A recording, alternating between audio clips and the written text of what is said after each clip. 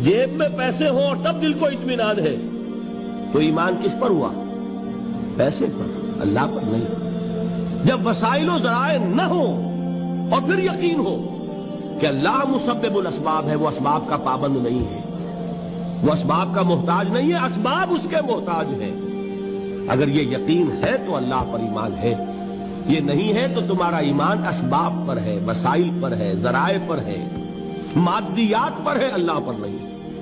उस वक्त कहां रास्ता था? कोई रास्ता था? समंदर है और उधर से लश्कर आ गया है। कल्ला इन्न माई रब्बी सयहदीन। अब देखिए, ईमान कह देना आसान है, हुवा माकुम ऐनमा कुंतुम, जहां कहीं भी तुम होते हो अल्लाह तुम्हारे साथ होता है। लेकिन इसका यकीन कायम हो जाए तो जमीन और आसमान का फर्क वाक़ई हो जाए।